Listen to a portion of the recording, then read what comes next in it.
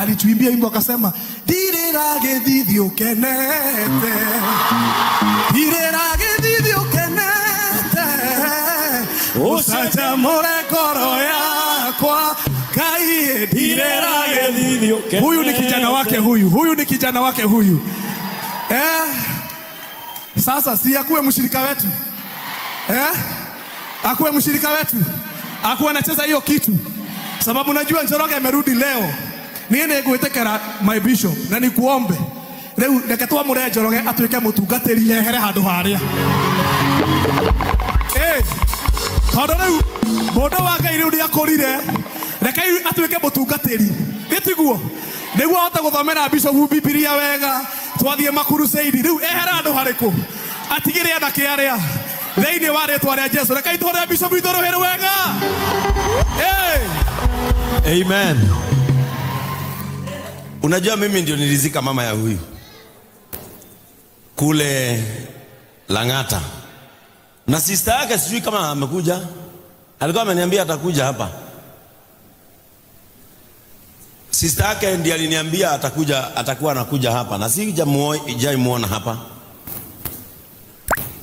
Mimi sikukuona. Ulikuwa wapi? Uliniona Lang'ata? Nilikuona. Na kwa nini mimi sikukuona? Ulikuwa mdogo sana. Unafanya nini kwa maisha? Sasa niko shule form 3. Form 3. Wapi? Kiambu Township. Kiambu Township. Yeah, secondary. Unasomea huko? Nani anakulipianga school fees? Baba yangu.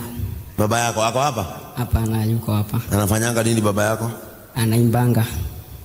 Kuimba tu? Uko sawa? Unaishi wapi? Kiambu. Kiambu ndio mnaishi? Dumberi. Na sister yako aliniambia atakuja, kwa nini hakukuja? Sijui.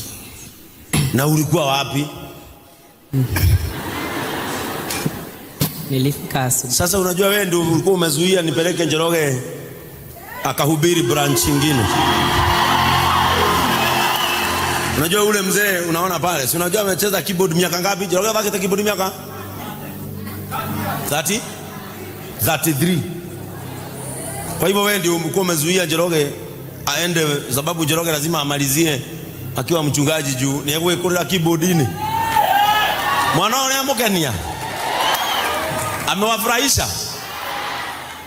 Tuko tam. Unasomeanga day? Day.